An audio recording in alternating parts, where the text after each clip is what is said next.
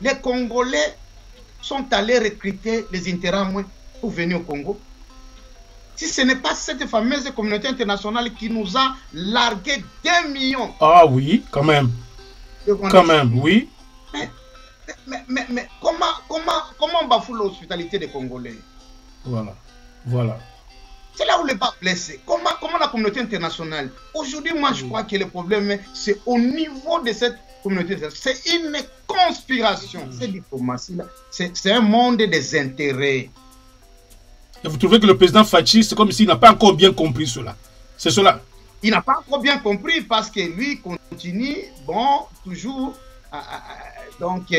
à faire des beaux yeux à la communauté internationale et penser, alors que la communauté internationale est tentée de nous passer un message clair, qu'il n'y a pas d'autre. Asseyez-vous avec eux. Nous avons vu le secrétaire d'État américain venir à Kinshasa, où le secrétaire d'État a dit qu'il faut négocier avec les M23. Alors que ça, ce n'est pas la volonté du Congo. Et nous avons déjà qualifié le mouvement rebelle et le président, heureusement, il a répété. C'est comme si le président dit une chose et son contraire. Il a répété que le M23, c'est un mouvement terroriste. Alors, qualifiant ce mouvement de terroriste, c'est qu'il ne va jamais négocier avec les terroristes. Alors que la diplomatie lui oblige d'aller sur le chemin des négociations. Comment vous trouvez ça? Oui, mais c'est ce que nous constatons et ce que nous disons que ça ne paye pas. C'est comme si le président Fachi est toujours dans une logique de diplomatie, donc il ne pense même pas à forger une coalition qui pourrait à la limite l'aider au cas où il déclenchait l'opération, l'option carrément militaire. On ne le voit pas aller dans ce sens-là. Et d'où il continue à pleurnicher. Et Kagame l'a dit. Il dit, mais on ne perd pas le temps à pleurnicher ici. Nous, on est des grands messieurs, on fait autre chose. On est dans le digital, on est à ceci et tout cela. Il dit, ça ne résout pas. Depuis que vous avez crié, ça ne résout pas. Moi, je crois très bien que l'équipe... En fait, il est en train de pousser le président à l'autre option. Oui. Non, c'est-à-dire qu'il dit que non, fait appel donc aux experts que je suis et d'autres, nous venons au Congo pour calmer les problèmes au Congo. Ça, c'est la politique du président Kagame. Il a toujours cherché qu'ils viennent au Congo pour aller donc dénicher là où se trouvent les Interamwe, alors qu'il est déjà venu sous Joseph Kabila à maintes reprises. Il n'a jamais fini avec les Interamwe. Il cherche encore qu'ils viennent au Congo parce que la cause, il n'y a qu'au Congo. C'est comme si le problème, même au niveau des Great Lakes, c'est seulement le Congo qui a les problèmes.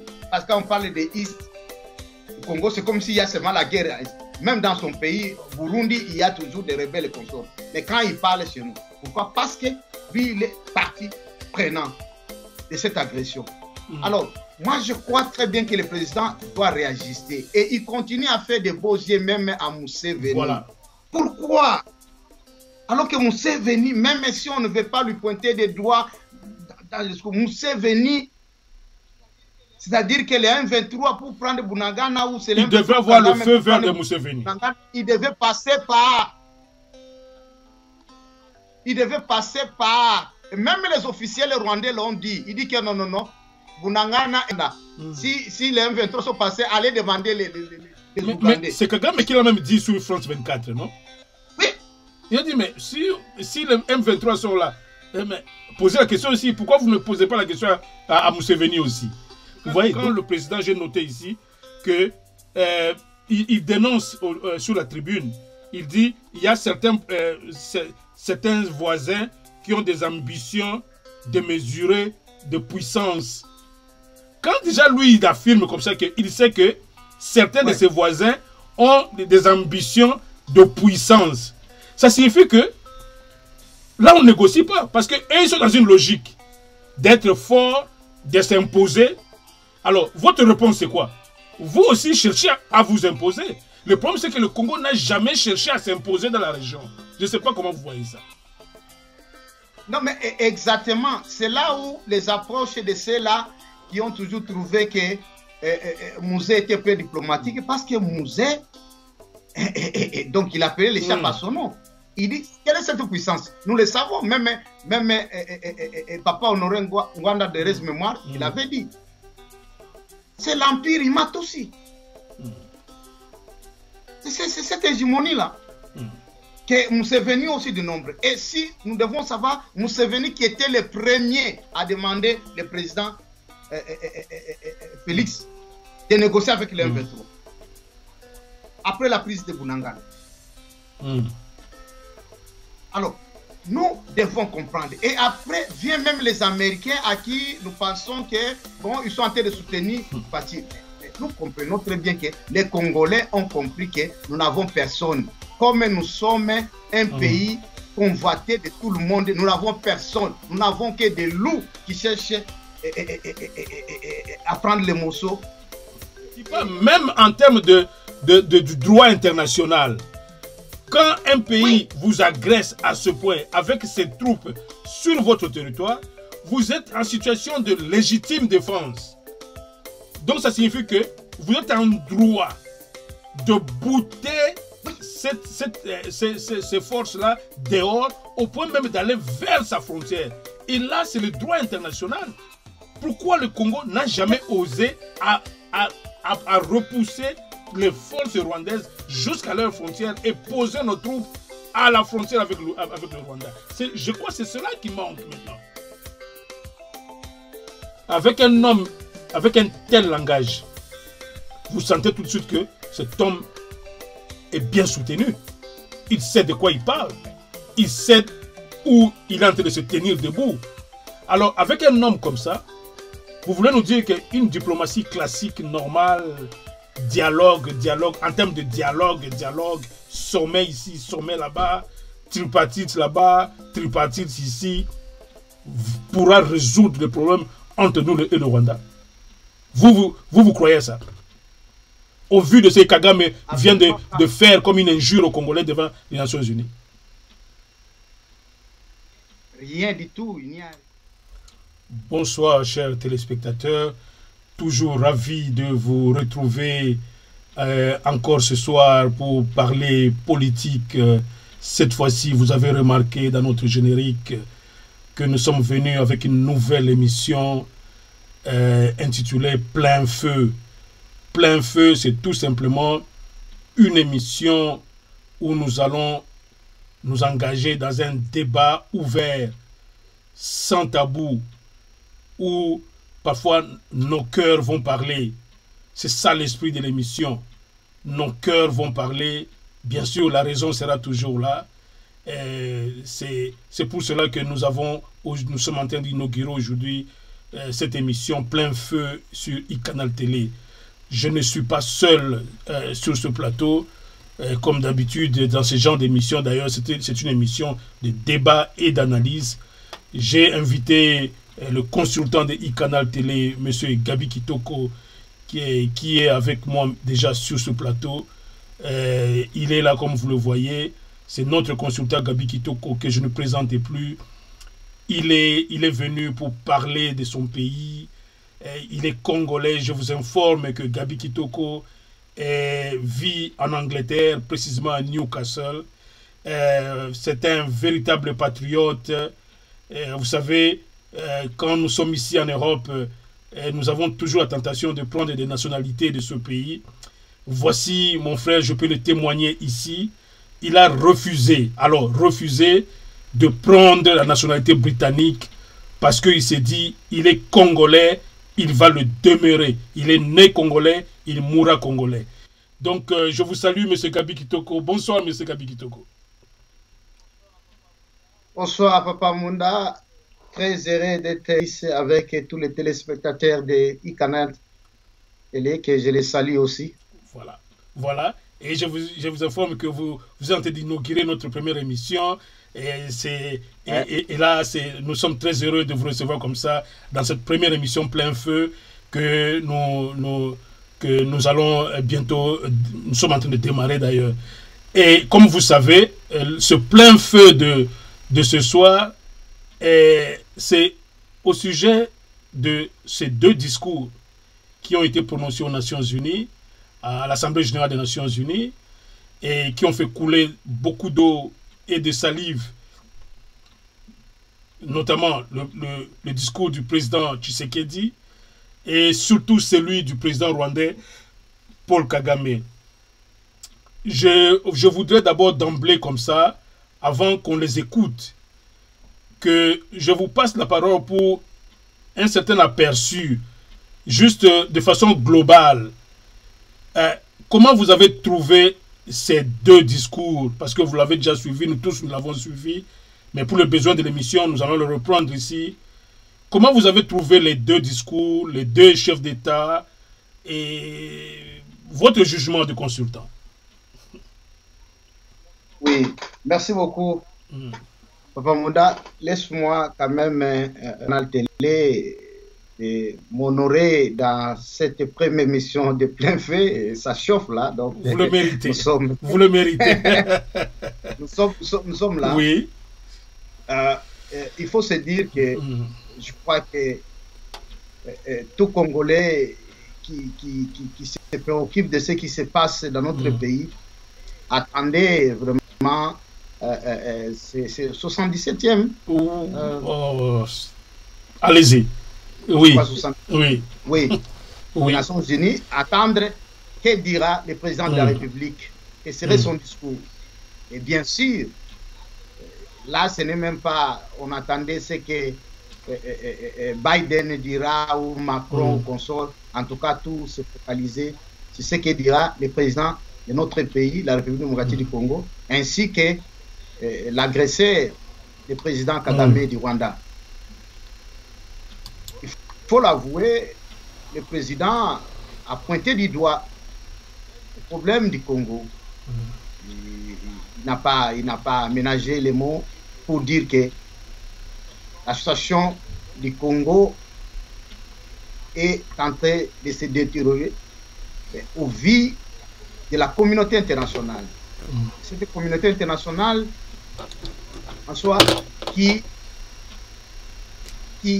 s'affiche impuissante devant des situations graves qui sont en train de se passer à l'est du Congo, c'est-à-dire aux populations de l'est du Congo. Au point même, sa mission chez nous, qui a fait un aveu de son incapacité, et cela beaucoup plus soutenu par son chef, son boss, le secrétaire général. C'est vraiment déplorant. Et nous avons aimé, parce qu'il a envoyé le signal fort, bien que déjà avant son discours, nous avons entendu le secrétaire général qui sollicitait qu'il y ait des négociations et consorts. Je crois que le président, de ce côté-là, a répondu à l'attente du peuple qui ne voulait pas attendre qu'il y ait des négociations. Et je crois là, d'emblée, nous sommes en train d'analyser, nous le tenons à l'œil, qui ne reviendra pas. Voilà. C'est plus que jamais, on oublie, on ne peut plus s'asseoir avec tous ces gens-là. Et là, nous avons quand même salué. Bon, Kagame, je veux dire, l'homme est resté égal à lui-même. Pour lui, c'est un donneur de leçons. Je pense que c'est celui qui connaît mieux, qui sait comment on peut gérer, on peut sortir de la crise du Congo. C'est vos jeux-là de vous plaindre à tout moment et tout ça. Quelque peu arrogant, Kagame. Arrogant, oui. Chercher la cause du problème. Et pour nous, les Rwandais, donc, nous avons raison d'envahir le Congo parce que nous poursuivons les soi-disant FDLR. Interamwe ou rebelles qui sont au Congo. Je ne les appelle même pas rebelles, les génocidaires, qui est appuyé même de la bouche du secrétaire général. Est-ce que les Congolais sont allés recruter les Interamwe pour venir au Congo? Si ce n'est pas cette fameuse communauté internationale qui nous a largué 2 millions. Ah oui, quand même. Quand même, oui. Mais comment on bafoue l'hospitalité des Congolais? Voilà, voilà. C'est là où le bas blessé. Comment la communauté internationale? Aujourd'hui, moi, je crois que le problème, c'est au niveau de cette communauté internationale. C'est une conspiration. On nous laisse et on a suivi ces discours-là. Bon, Kagame, c'est résumé. Bon, moi, en tout cas, du côté des digital là et tout ça, ça ne cadrait pas avec ce qu'il pouvait dire dans le cadre du point du jour. Même s'il s'est dit, lui, il est bref, mais je ne pense pas qu'il a été à la hauteur sur des discours, les digital qui veut faire ça. On sait que c'est ton business. Nous sommes en train de parler des problèmes qui occupent le monde. Moi, je crois que s'ils se disent qu'il a résumé, nous avons de sérieux problèmes, mais nous gardons le monde, les changements climatiques. La solution, c'est le Congo. Même les digital dont on parle, s'il faut la solution, c'est le Congo qui réserve tout l'intérêt du monde. Ici, donc, notre discours ne pouvait qu'aller. Et là, de ce côté-là, le président avait beaucoup à parler. Il ne faut pas que le président Kagame pense que lui, il est professeur à qui il vient donner des leçons. Bon, je crois qu'il a le droit de donner des leçons à son peuple et non pas devant le monde. Et sur tout ce qui concerne le Congo. Et là, comme nous sommes dans les pleins faits, donc, c'est moi, ça chauffe déjà. Donc, il doit se taire, il doit s'occuper. Allons-y maintenant. Moi, je crois que ça, c'est vrai. Vous avez bien résumé les deux présidents. Et c'est vrai, nous avons constaté une certaine arrogance. Un Kagame qui carrément s'est montré comme quelqu'un qui vivait sur notre planète. C'est comme si rien ne se passait à côté, juste à côté de son pays. Et c'est comme si lui-même n'était pas à la hauteur des millions de morts qui sont occasionnés par ces forces juste à côté. Et il n'a même pas fait allusion, mais juste pour dire que non, voilà, arrêtons ces jeux-là de pleurnicher et autres. Ça, c'était quand même très arrogant. Alors, pour commencer, moi je crois que, à tout seigneur, tout honneur, commençons avec le président Fachi, pour nous rafraîchir un peu la mémoire. Et on va écouter le président Fachi. Et puis après, on va essayer d'analyser, de dire ce qu'il a dit, si il a pointé du doigt sur la bonne chose ou pas. Et encore que sur Fachi aussi, il y a à boire et à manger aussi. Parce que les Congolais, les attentes des Congolais sont vraiment à un très haut niveau. Et il y a des gens aujourd'hui en RDC qui pensent que le président n'a pas répondu à leurs attentes. Suivons un peu le président congolais et puis on va revenir sur ce plateau. Absolue des règles du droit international. La République démocratique du Congo souscrit à la position de l'Union africaine et appelle toutes les parties au conflit à suivre la voie du dialogue et du droit préconisée par l'Afrique, qui a par ailleurs l'expérience de gestion des crises sécuritaires provoquées par des groupes armés dans certains de ces États. À ce sujet, les Nations unies savent que mon pays, la République démocratique du Congo, est victime d'une crise sécuritaire aiguë qui dure depuis plus de 20 ans à l'est de son territoire national. Tout observateur honnête et de bonne foi reconnaît que cette crise est causée principalement par les convoitises que suscitent ces fabuleuses richesses naturelles et les ambitions de puissance de certains de ses voisins. Le peuple congolais reconnaît l'implication des Nations unies, de l'Union africaine, des communautés régionales africaines, de l'Union européenne et des partenaires extérieurs bilatéraux de la République démocratique du Congo pour juguler cette crise récurrente. Il leur en est reconnaissant et s'incline devant le sacrifice de vaillants soldats de la paix qui ont perdu leur vie au front de la défense des idéaux de paix et de justice. Cependant, en dépit des efforts internes inlassables, de la présence militaire massive de l'ONU au Congo et de son soutien diplomatique pendant 23 ans, le mal sécuritaire continue à ronger mon pays.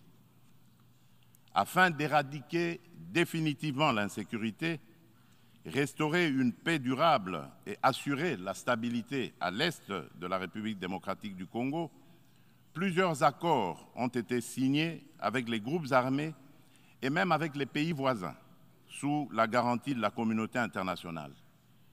Des mécanismes nationaux et internationaux ont été créés. Toutes ces perspectives de règlement définitif du conflit n'ont duré que l'espace de quelques mois. Vite, l'architecture s'est fissurée et l'édifice s'est écroulé.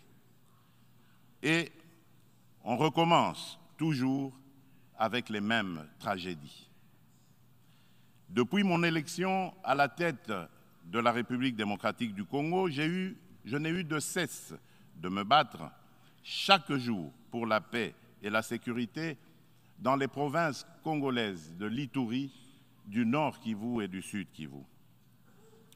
M'inscrivant dans une philosophie de réconciliation avec nos voisins, je n'ai ménagé aucun effort pour rassurer les chefs d'État des pays limitrophes et restaurer la confiance entre nous, notamment par la concertation permanente sur des questions d'intérêt commun, la conclusion d'accords de coopération sécuritaire et de partenariat économique et la réalisation de projets de développement pour nos populations respectives.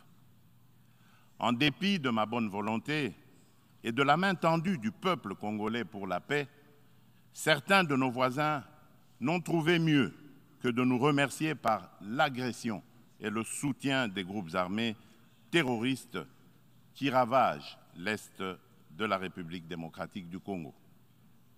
C'est le cas actuellement du Rwanda qui, au mépris du droit international, de la charte de l'ONU et de l'acte constitutif de l'Union africaine, a une fois de plus non seulement agressé en mars dernier la République démocratique du Congo par des incursions directes de ses forces armées, les RDF, mais aussi occupe des localités de la province du Nord Kivu par un groupe armé terroriste interposé, le mouvement du 23 mars, dit M23, auquel il apporte un soutien massif, tant en matériel de guerre qu'en hommes de troupes. Et comme pour défier la communauté internationale, le M23, avec le soutien de l'armée rwandaise, a même abattu un hélicoptère de la MONUSCO et tué 8 casques bleus, commettant ainsi un crime de guerre. Je dénonce, en ce lieu emblématique de la vie internationale, avec la dernière énergie, cette énième agression dont mon pays est victime de la part de son voisin le Rwanda, sous couvert d'un groupe terroriste dénommé le M23. Monsieur le Président, l'implication du Rwanda et sa responsabilité dans la tragédie que vivent mon pays et mes compatriotes des zones occupées par l'armée rwandaise et ses alliés du M23 ne sont plus discutables, dès lors que plus d'une fois, aussi bien les groupes d'experts dûment mandatés par l'ONU et le mécanisme conjoint de vérification élargie de la conférence internationale sur la région des Grands Lacs, la CIRGL, que des organisations non gouvernementales humanitaires et des droits de l'homme crédibles les ont établis dans des rapports documentés et objectifs à la limite du scientifique. Au demeurant, pour éclairer la communauté des nations et mettre fin aux sempiternelles dénégations des autorités rwandaises, le gouvernement congolais réitère sa demande au président du Conseil de sécurité de distribuer officiellement aux membres du Conseil le dernier rapport des experts de l'ONU sur la situation sécuritaire à l'est de la République démocratique du Congo et de le faire examiner avec diligence par lui afin d'en tirer toutes les conséquences qui s'imposent sur le plan du droit, de la paix et de la sécurité internationale. Eh bien, nous ne pouvons pas mettre l'ensemble du discours. Tout le monde a suivi ce discours. Il était question ici de mettre un extrait juste pour nous rafraîchir la mémoire. Nous y voici donc. Le président congolais est allé dans sa logique. D'abord, tel que nous avons constaté, il est resté dans la logique de la diplomatie. Pour lui, il a même loué les efforts de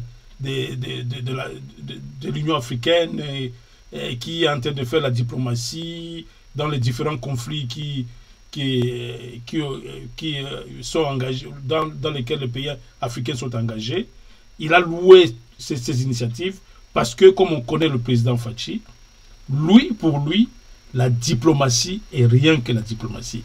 Déjà à ce niveau-là, vous estimez que pour la situation du Congo, la diplomatie, c'est vraiment une panacée, la seule panacée, ou vraiment la panacée, comme on dit, la seule recette qui pourrait nous amener à la solution que tous les Congolais attendent de la situation de l'Est du pays. Parce que c'est cela le président congolais. S'il faut le résumer, il continue à croire en la diplomatie, malgré tout ce que... On va entendre l'extrait de Guterres, ce qu'il a dit.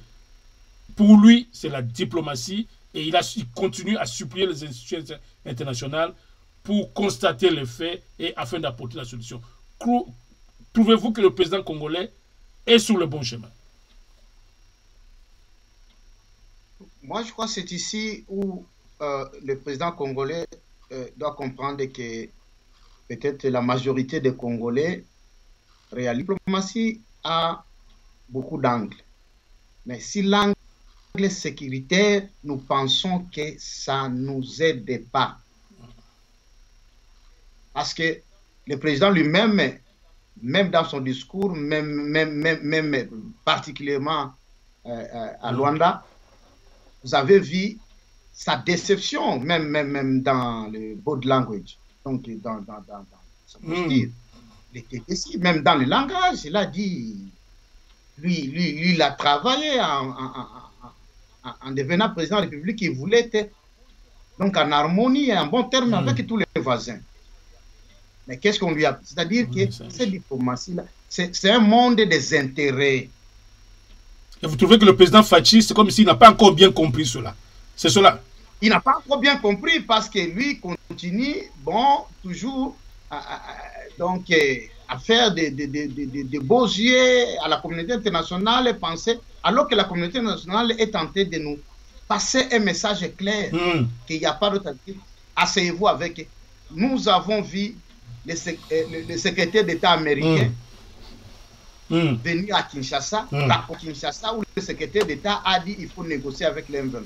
Alors que ça, ce n'est pas la volonté du Congo. Et nous avons déjà qualifié le mouvement rebelle et le président, heureusement, il a répété. C'est comme si le président dit une chose et son contraire. Il a répété que le M23, c'est un mouvement terroriste.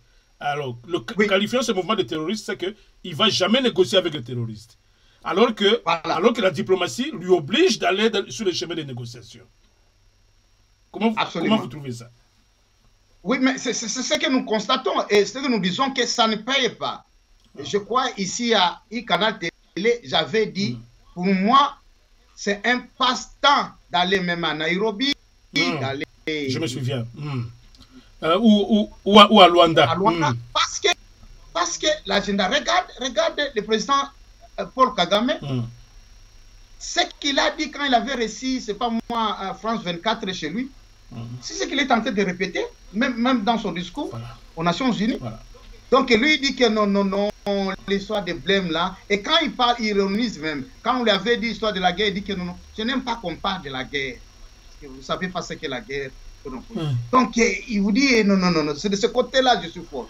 Bon, tant pis pour lui, c'est une façon de se vanter. Mais il doit savoir qu'il n'est pas à mesure d'écraser tous les Congolais, même si cette guerre doit être déclenchée. Oui, ici, nous disons que le président doit réajuster sa politique de la diplomatie. La diplomatie, si le plan peut être d'attirer les investisseurs, oui. Mais la politique congolaise, toutes les nations cherchent le miel du Congo.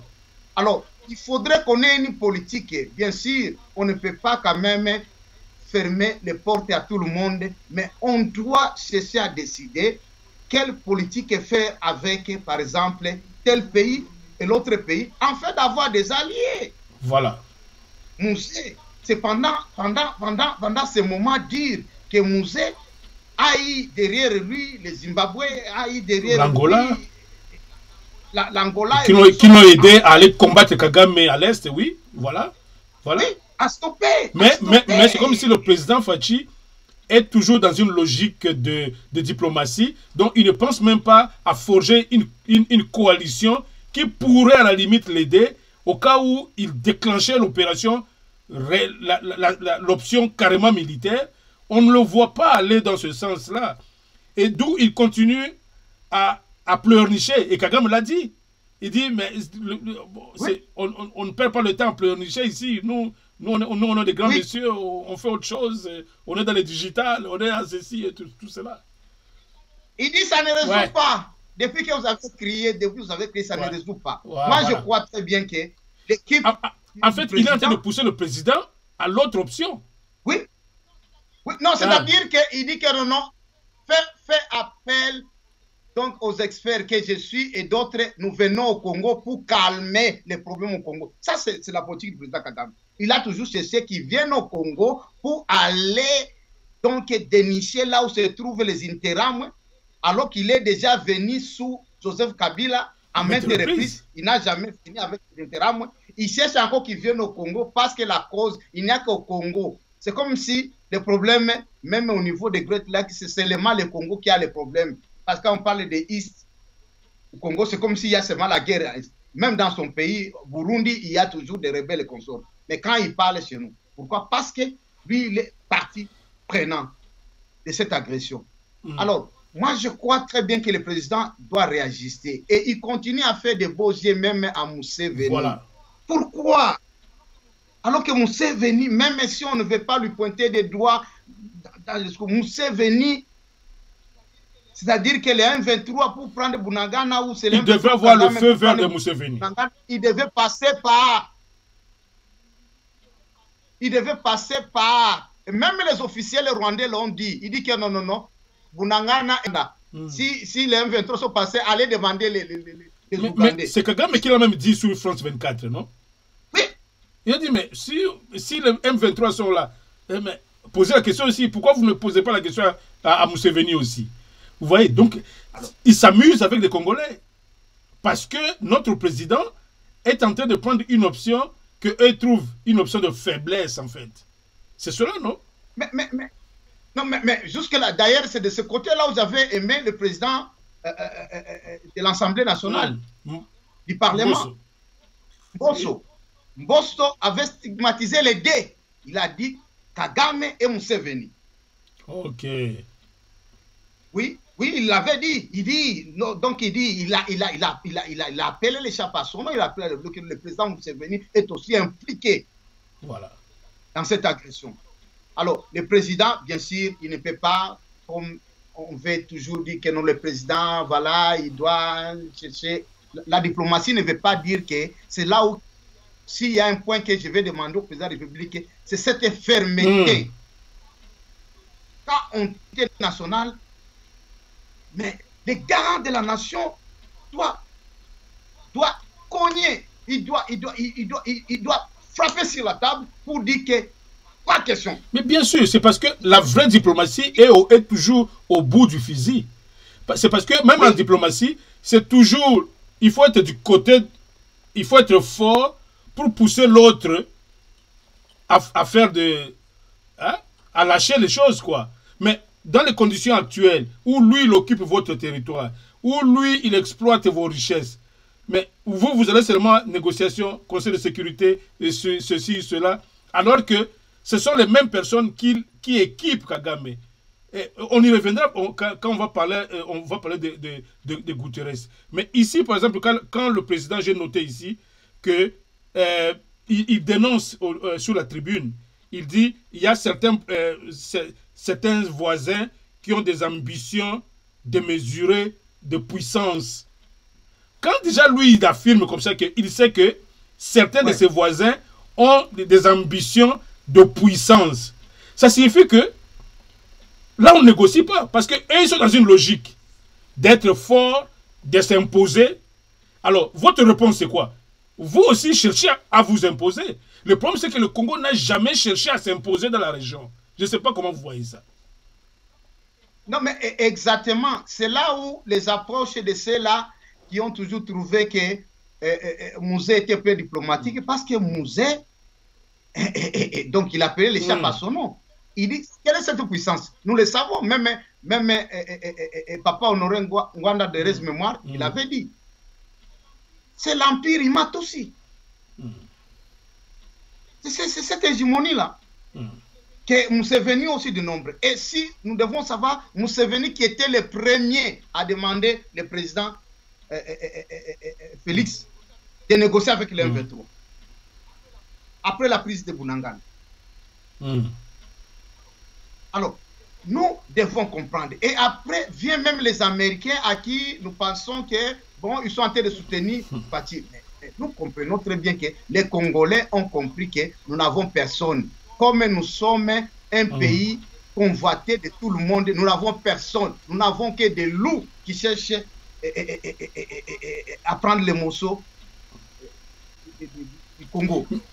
Alors, nous n'allons pas nous insister. Bon, les gens croient quand nous parlons comme ça, nous excitons que le président aille dire que Biden, je ne veux plus de toi et tout ça. Non, nous ne sommes pas comme ça. Nous disons que nous devons dire que non, mais écoutez, il devait être ferme en disant, il dit que non, deux poids, deux mesures. Voilà.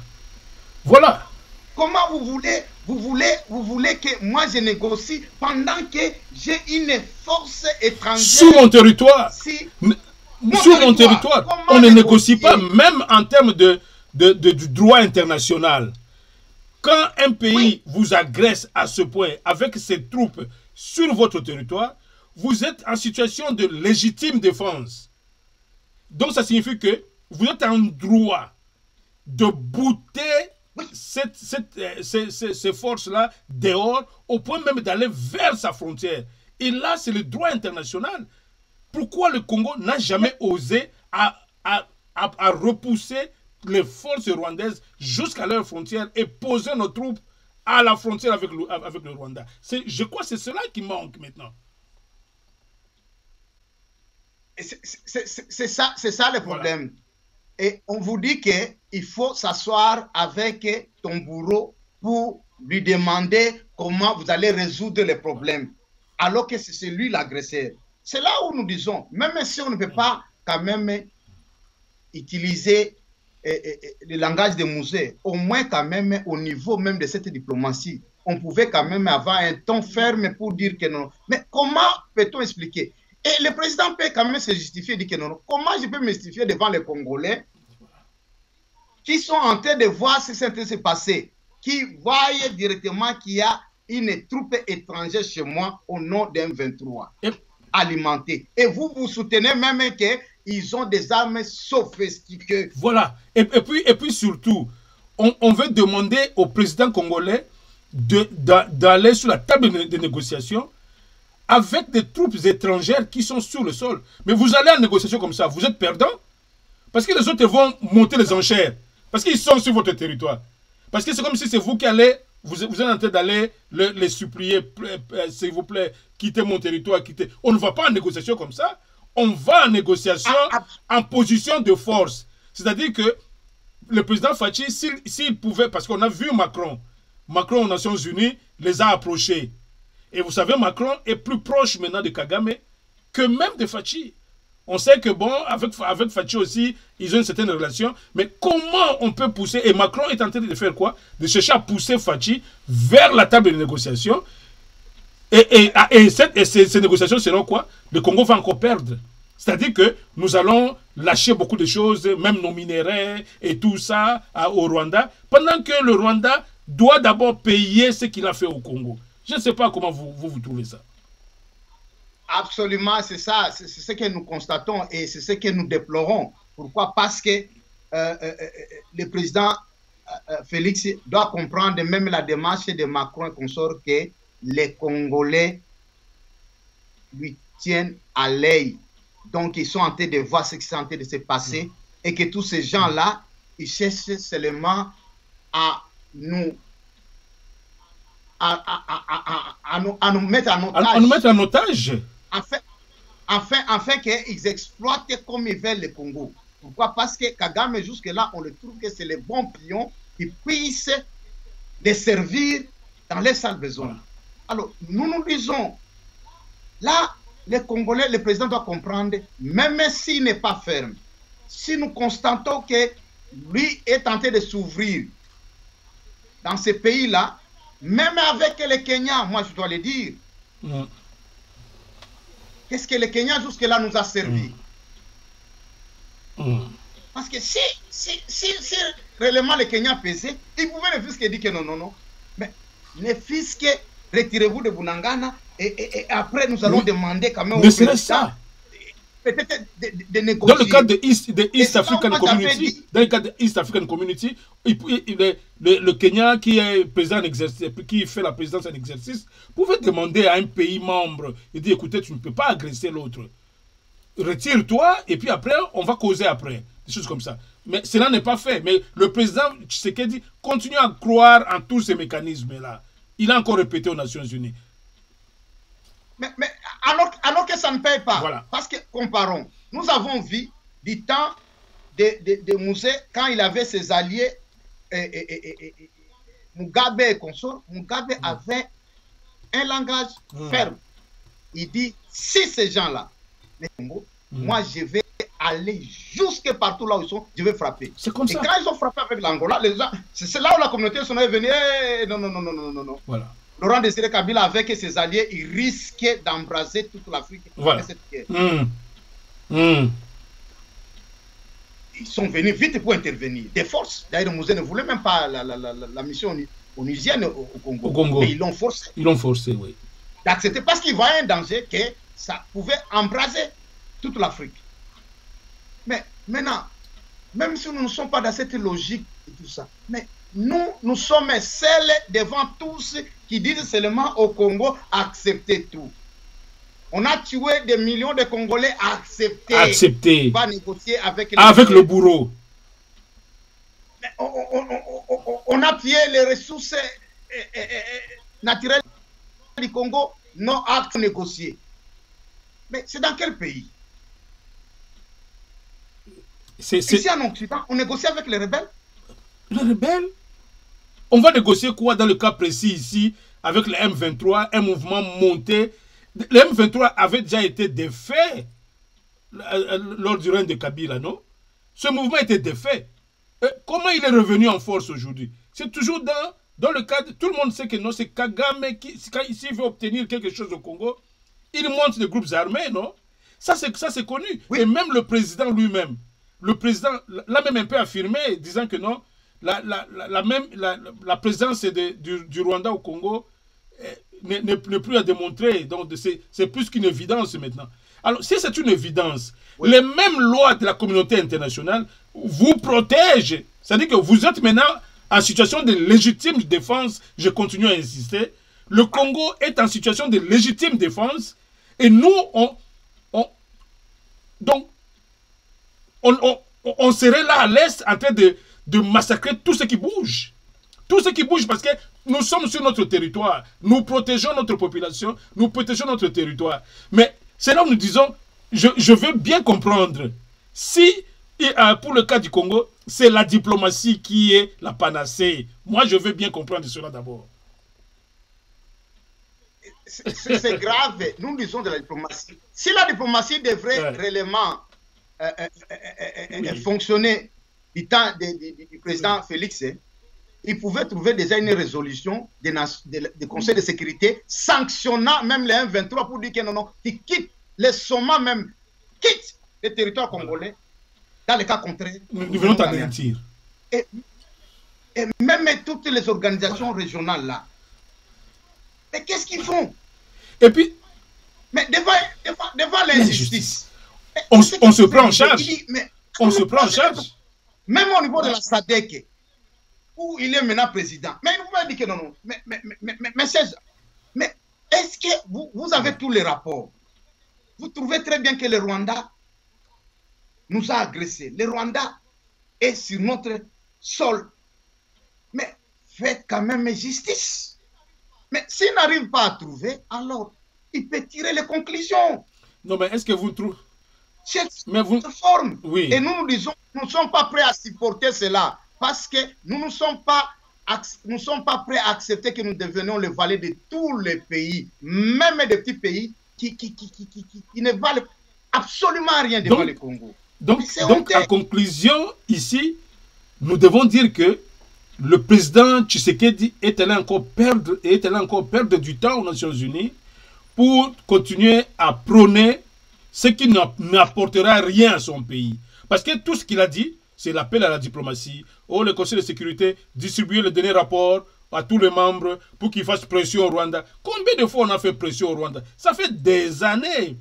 Mais le président congolais continue à penser que c'est toujours dans sa diplomatie. Il y a même certains Congolais qui pensent que le président Fachi va réussir dans ça. Est-ce que vous voyez une possibilité que la diplomatie, dans le cadre de ce conflit avec le Rwanda, puisse prendre fin et nous aider à finir ce conflit? Est-ce que vous voyez une possibilité? Absolument pas. Et si... Il n'y a pas moyen. Comment il peut rester dans cette crise de l'Est? Quelle diplomatie qui va? Non, écoutez, celui qui prend les armes n'écoute pas. Mobutu nous disait, il dit, j'ai pris ce fauteuil par les armes, mais celui qui peut me faire sortir que par les armes. Et il a fallu Laurent Désiré Kabila pour qu'il quitte. Ou même pas Laurent Désiré Kabila, encore les fameux Kagame avec des Congolais, disons-les, Mouzé est venu sauter là-dedans. C'est-à-dire qu'il a fallu que le maréchal Mobutu attende des cris, des crissements des armes. Des armes pour qu'il laisse le pouvoir. Donc, tous ces gens-là, les Kagame comme ça, vous pouvez bien les parler, les négociations, quand ils viennent. C'est ce que je disais. Quand ils venaient au Rwanda, lui se disait, je viens. D'ailleurs, c'est là où moi j'ai regretté. Vous pouvez comprendre. Nous étions dans une position de force quand nous avons arrêté, comment arrêter, prendre ces deux militaires et les exhiber. On ne pouvait pas les retourner jusqu'à ce que ces gens-là ont quitté Bunagana. Ça aussi, on pouvait bien mettre ces deux militaires dans une prison ou quoi, ou en tout cas les coffrer. Et là, ça serait une preuve internationale que le Congo vraiment a pris la décision. Et puis même les Congolais pensaient que avec l'initiative que venait de prendre le gouvernement, le président Fachi avec le haut commandement, de rompre les relations pratiquement avec le Rwanda, fermer les frontières, vous voyez tous ces lots de décisions que nous avons. Moi, je crois qu'on voyait l'option militaire en place. On voyait l'option militaire. Mais qu'est-ce qui fait que, apparemment, Fachi était parti pour l'option militaire. Mais c'est comme ici, il recule. Qu'est-ce qui lui fait reculer? Parce qu'à ce moment-là, même vous n'avez pas vu que c'est comme si Fachi avait commencé à prendre l'option militaire. Mais depuis là, il a reculé. Il a reculé et il continue à croire à la diplomatie. Je ne sais pas si vous voyez... Non, mais exactement. Parce que le président Félix, pour lui, il privilégie la diplomatie. Donc, quand dans sa diplomatie, là-bas, il n'y a que « Oh non, non, non, non, il faut laisser cette voie-là, venez sur la table, ou on va l'appeler à Nairobi, viens, non, non, non, non, vous savez, dans une guerre, il y a des pertes énormes, vous avez perdu beaucoup de Congolais, il ne faut pas continuer à les perdre. Pendant que, même si on ne se bat pas, nous continuons à mourir. Parce que tout ce soi-disant M23 avec le Rwanda, là-bas à Bunagana, ils ne sont pas là pour le plaisir, ils tirent chaque jour. Voilà.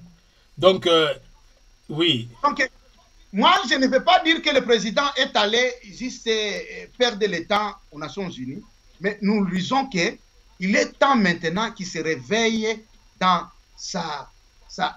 je peux appeler une forme de naïveté, de croire que quelque chose... Ça, le mot est bien trouvé, naïveté.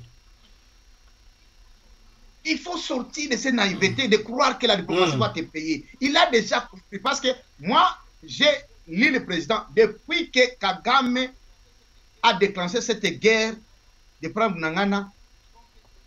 Donc, le président Fachi, tout ce qu'il avait comme conseiller, il l'a mis à côté. Mais comme c'est un monsieur diplomate, il continue toujours à montrer que, bon, je suis un homme d'État. Ce n'est pas parce qu'il est un homme d'État. Touche seulement aux Américains, ils viendront. Ici en Angleterre, si seulement un hélicoptère, c'est pas moi, un avion militaire russe passe ici, il y a même l'ambassadeur russe doit venir se justifier. Qu'est-ce qui se passe ici?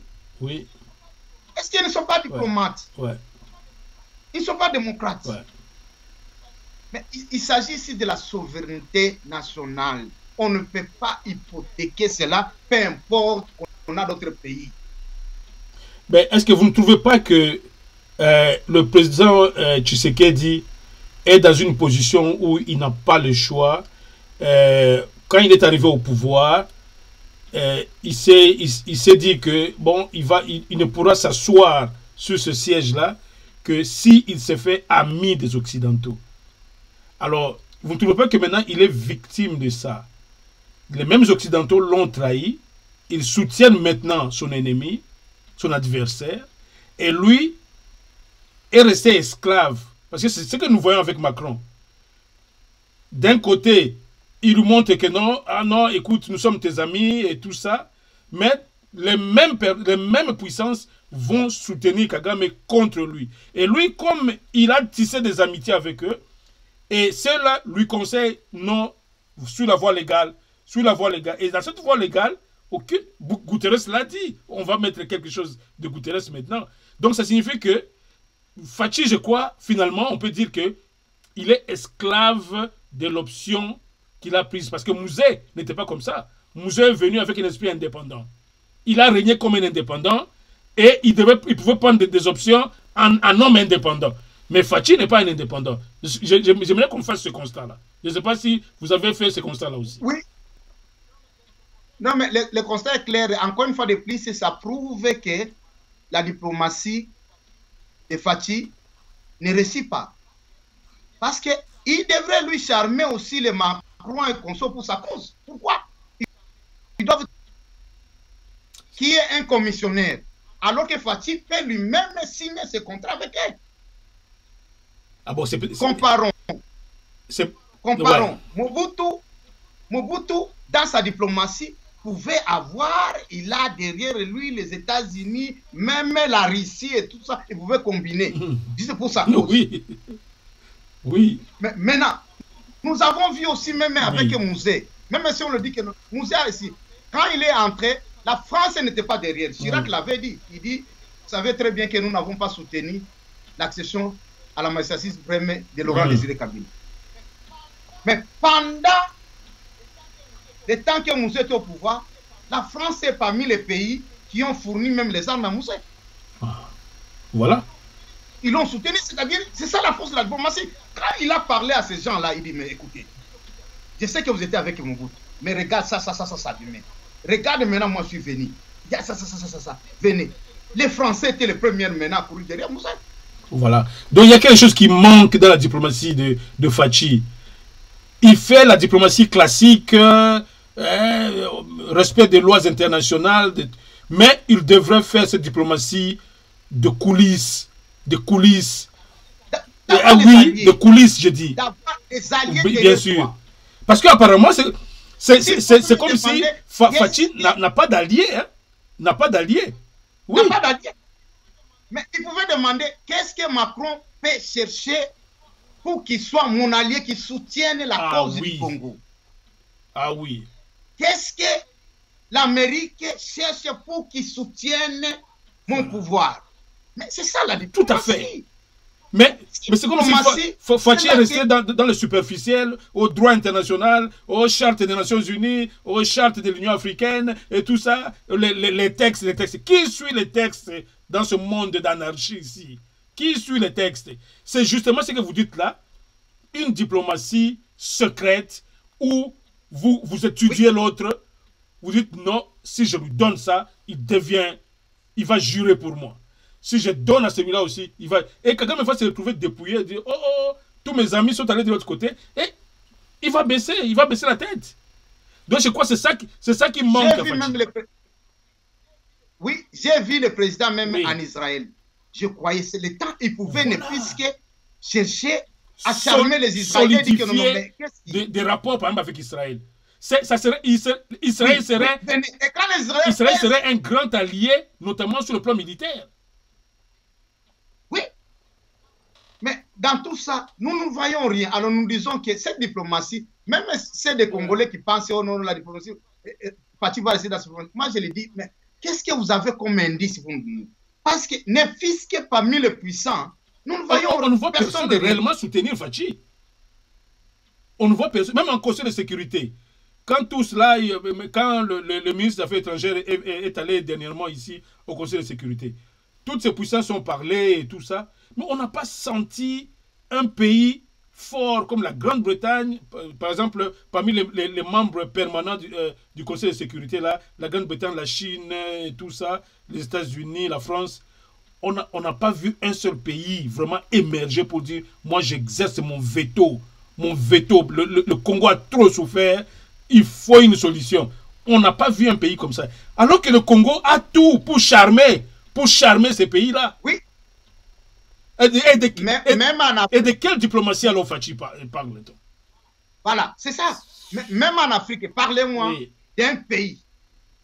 Mais si vous comparez du temps de Mouzé a su séparer Thabo Mbeki et Mandela pour sa cause. Voilà. Par exemple. Mbeki a rejoint Mouzé. Par exemple. Il dit non. Ce qu'on fait à Laurent Désiré Kabila pour le Congo, je ne peux pas soutenir. J'étais en Afrique du Sud. Quand Mouzé est venu, quand il parlait, il a démontré tout le chemin que c'est pas ici, en Afrique du Sud, que les armes que Kagame achète pour donner aux rebelles passent. Il peut changer. C'est ça que Fachi ne fait pas. Mais nous nous disons qui est derrière. Nous voyons même les proches voisins, celui qu'on se regarde nez au nez. Denis Sassou Nguesso. Denis. Non, c'est un peu trop avec nous, on pensait que Denis Sassou Nguesso c'était un véritable ami de Tshisekedi. Mais qu'est-ce que Sassou fait pour l'aider? Au contraire, Sassou vient même d'octroyer certaines terres au Rwanda. Au Rwanda, là au Congo-Brazzaville. Je me suis dit, mais alors, l'ennemi de soi-disant ton ami, toi, tu lui offres des terres chez toi pour qu'il vienne encore être plus proche de nous. C'est quoi ça? Donc, c'est comme si cette diplomatie du président Fachi n'est qu'une diplomatie juste de façade. C'est comme si c'est une diplomatie d'apprenti sorcier. Si je peux lâcher ce mot. Parce qu'une véritable diplomatie, c'est ça que même Mouzé a fait. Mouzé a créé des alliances. Il dit, moi je suis en guerre, je dois avoir des alliances fortes pour m'aider à aller en guerre. Aujourd'hui, même s'il faut qu'on aille en guerre, est-ce que l'Angola réellement est en alliance avec nous pour venir apporter je ne vois pas le reste faire ça. Je ne vois pas l'Afrique du Sud venir vers nous. Je ne vois même pas le Congo-Brazza nous donner des militaires pour aller en guerre. Qu'est-ce que Fachi a fait? Alors, parce que là, on s'est éternisé sur le discours de Fachi. Laissez un peu qu'on puisse écouter un petit rien proposé aux téléspectateurs, un petit rien du discours de Kagame, et puis on reviendra et finir avec, comme pour conclure, avec ce que Guterres maintenant a tranché. Il dit la situation du Congo, vous êtes sacrifiés. Bon, pour le moment, suivons d'abord un peu Kagame. Je vous informe qu'ici, on a eu la version seulement anglaise. Et on va tenter de le résumer un peu. Mais souffrez qu'on mette la version anglaise. L'Assemblée va maintenant... The Assembly will now hear an address by His Excellency Paul Kagame, President of the Republic of Rwanda. I request protocol to escort His Excellency.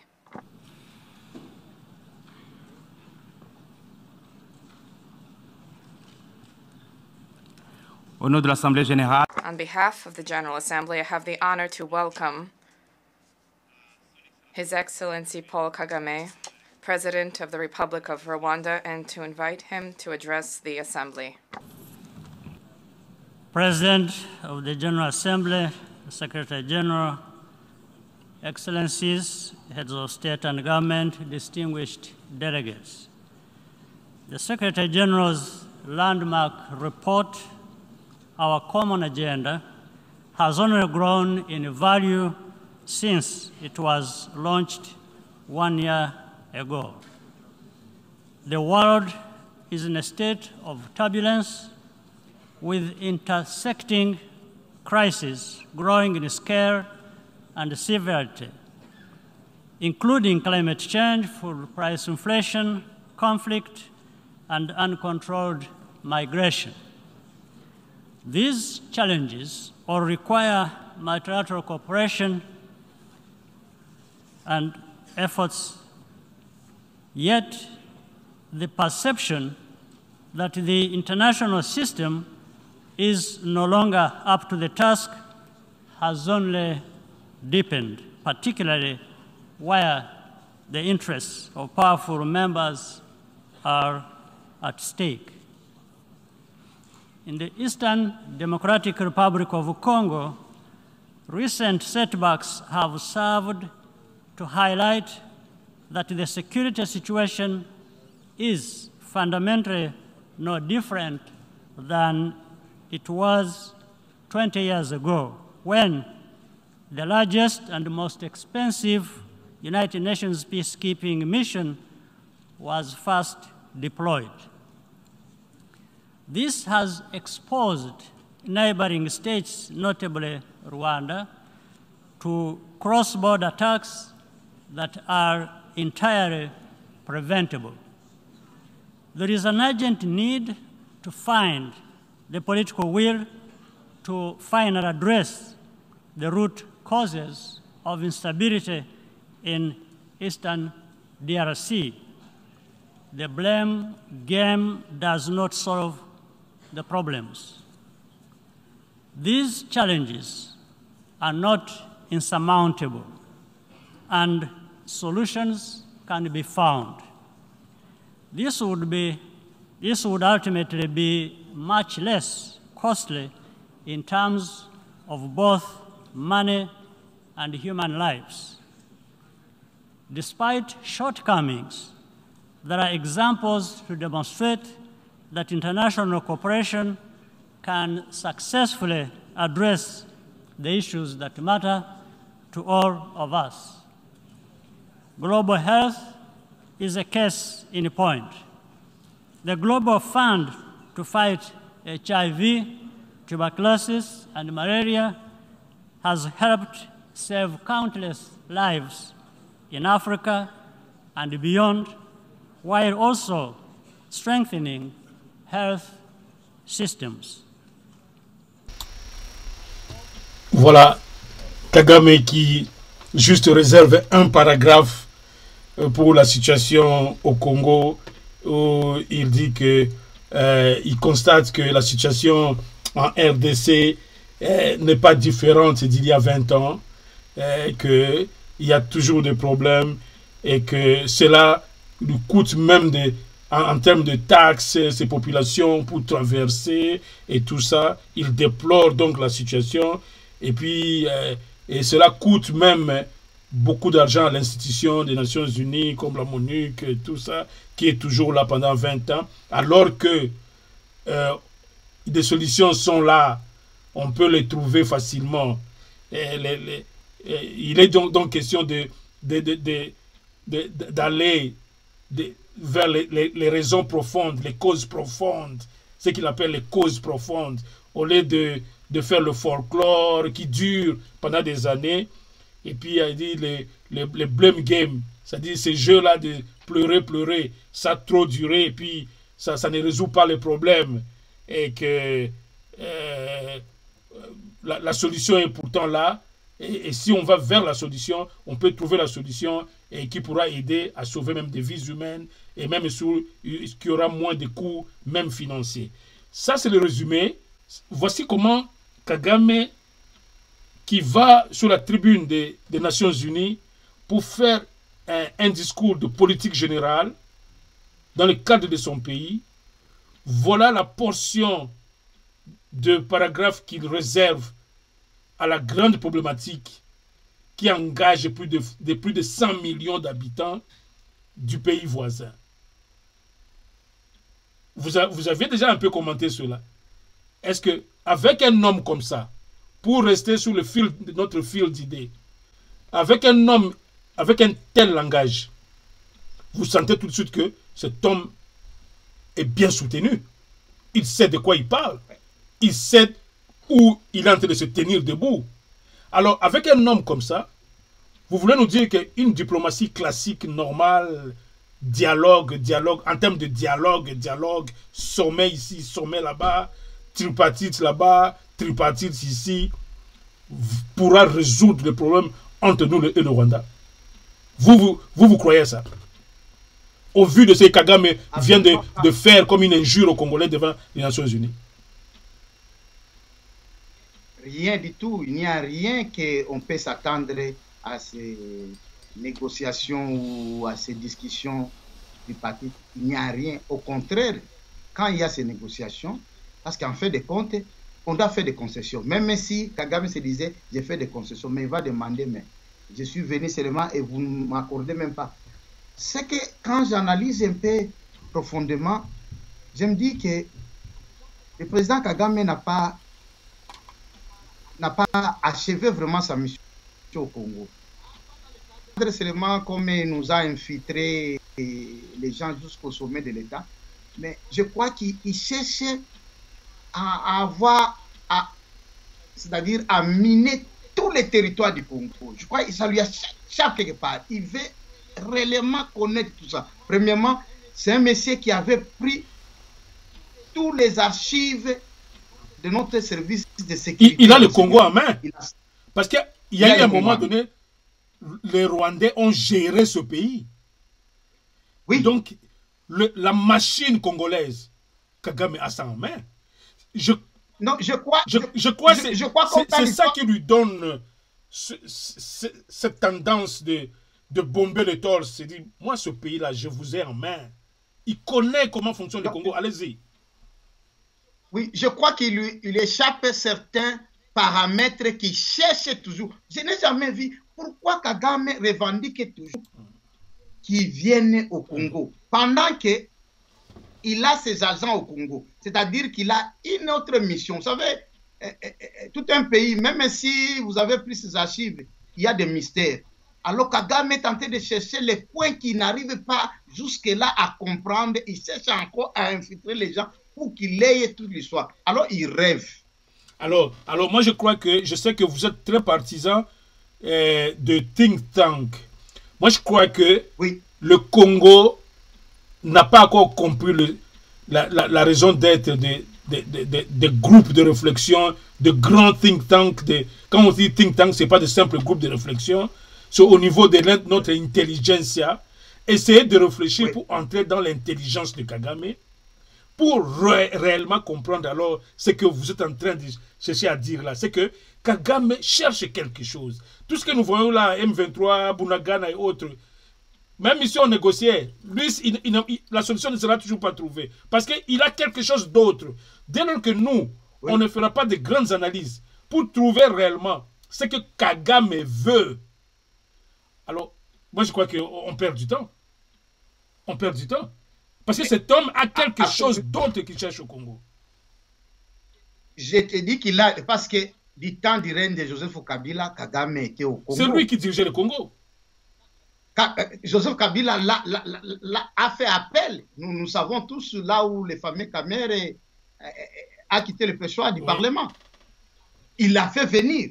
Mais aujourd'hui, la question, c'est ce que le président Fachi a dit. Mais comment voulez-vous venir encore chercher les intérêts alors que vous étiez déjà là-bas?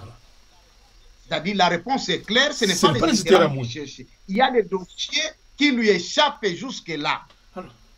Qu'il veut certainement, par sa présence officielle, il va entrer là où il n'est pas entré jusque-là au Congo.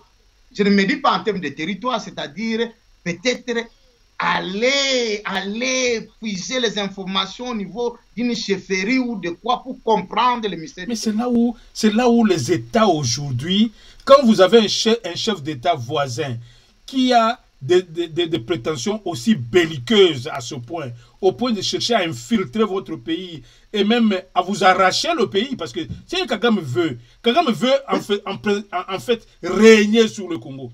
Dès lors qu'il sent que non, peut-être qu'avec Fachi aujourd'hui, beaucoup du monde rwandais aujourd'hui, que Fachi a dû écarter, comme de Roubero et autres, moi je crois que ça n'a pas fait du bien à Kagame. Essayons de percer ce mystère-là. Donc en réalité, Kagame veut diriger le Congo. Et dès lors que le Congo, il va sentir que non, je n'ai pas la décision, je n'ai pas l'autorité au Congo, lui, il continuera à faire ça. Alors, quand on est en face d'un voisin comme ça, moi je crois, nous avons le service de renseignement. Nous avons même des... C'est pourquoi on dit qu'il fallait tisser des alliances avec les pays étrangers. Parce qu'on arriverait même à prendre l'option de faire partie Kagame du Rwanda. Parce que quand vous avez un voisin comme ça, vous mettez en place un pôle ici clair que pour que nous vivions en paix, Kagame doit quitter le pouvoir au Rwanda. Vous actionnez la machine et vous créez des rébellions. Pourquoi nous, on ne crée pas des rébellions anti-Rwanda? Pourquoi nous, au Congo, on ne crée pas de rébellions, de mouvements aussi armés pour aller chasser Kagame? Parce que des pays sérieux feraient ça. C'est-à-dire, pour que nous, on soit à paix, alors, il faut que Kagame quitte là-bas. Qu'on ait un président ami au Rwanda pour que nous vivions calmement. Et ce sera ça la solution. Non, c'est pas... Oui, c'est parce que nous avons perdu ces labos-là. Avant, du temps de Mobutu, on avait ces labos. Mobutu pouvait dire que non, ce pion-là, non, je ne veux plus de lui. Bagaza dans nos apartés, tu as parlé de Bagaza? Tu as parlé de Bagaza dans nos conversations, oui. Non? Mais c'est voilà. Mobutu, un président africain qui a fait sauter d'autres chefs d'État.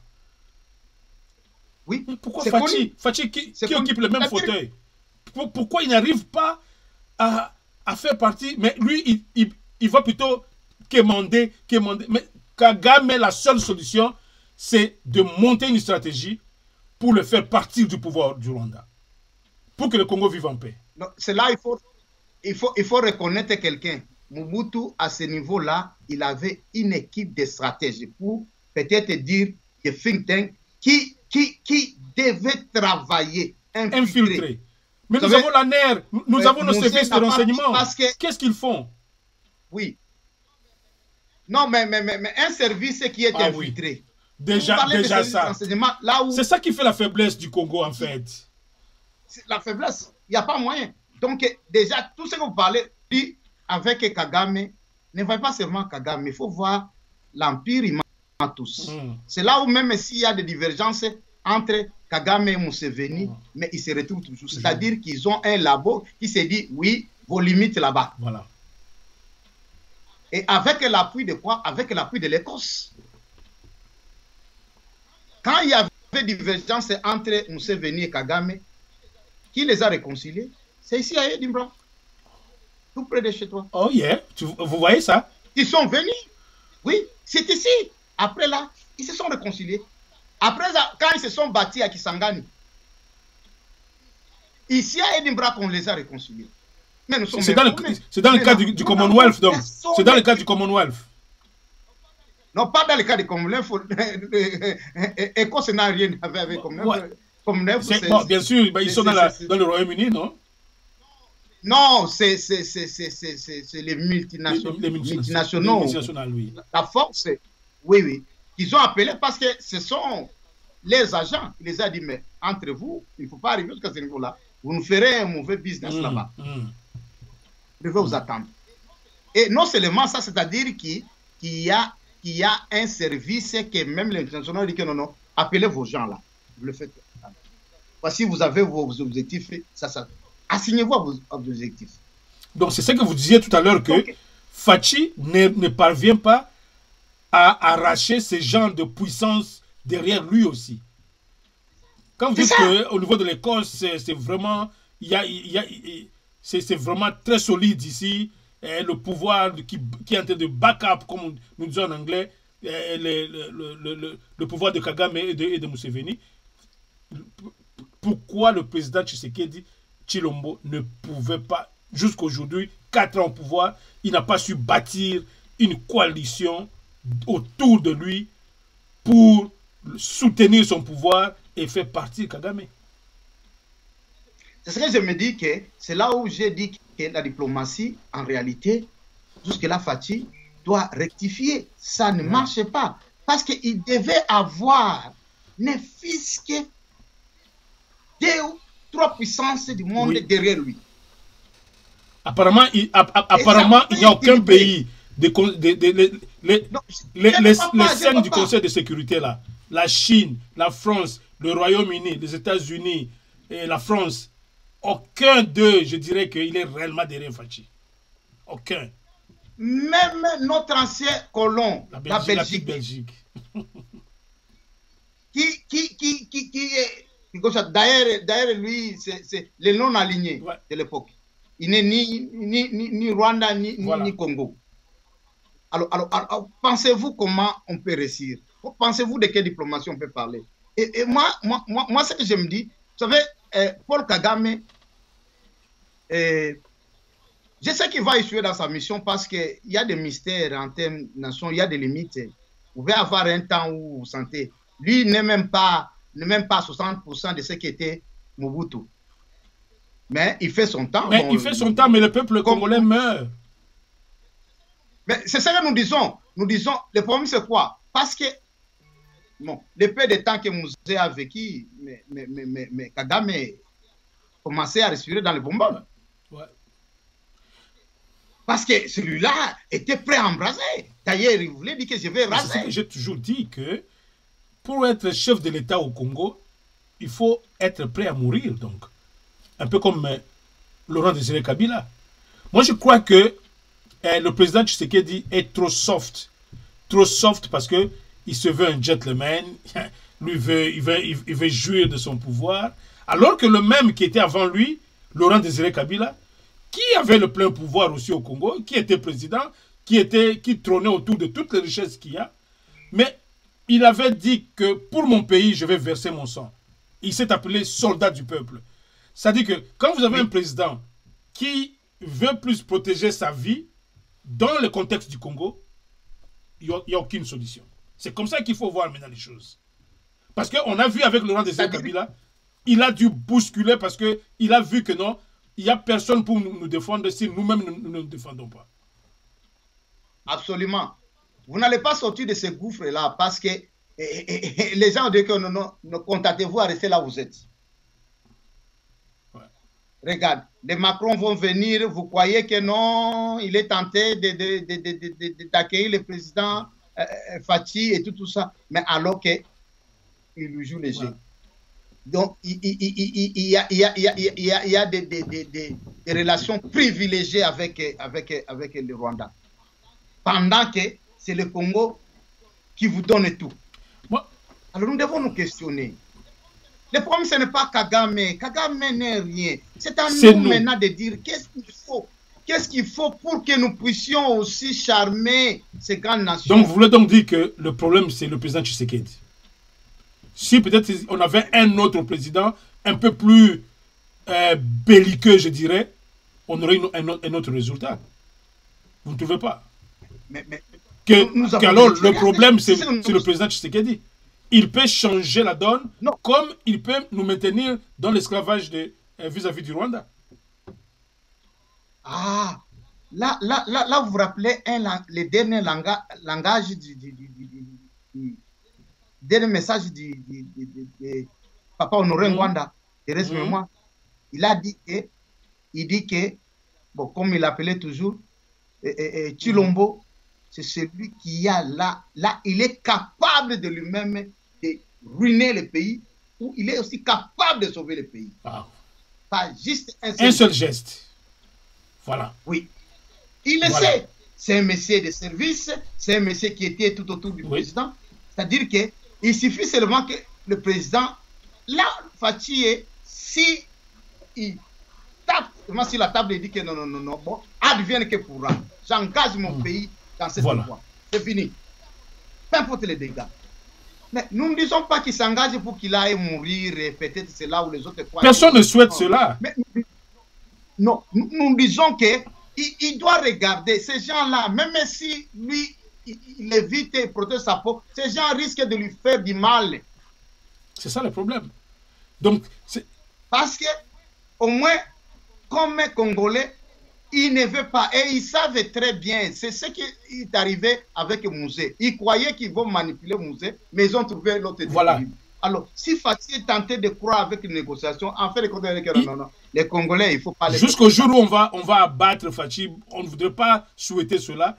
Parce que ce qu'on a appris avec Yav, et trucs et tout ça, il y a toujours des mouvements, des petits coups autour de Fachi, des petits coups. Tout ça, c'est le Rwanda. C'est Kagame.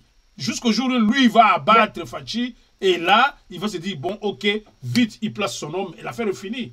Alors que c'est nous qui devrions jouer ce jeu-là. Mais on n'a jamais vu Fachi comme ça inquiéter Kagame. Entendre que là, à Kigali, il y a eu un coup d'état manqué, mais où les services de Kagame nous disent que non, la main noire, c'est Tshisekedi du Congo. Ça ferait du bien même aux Congolais, que nous avons tenté quelque chose.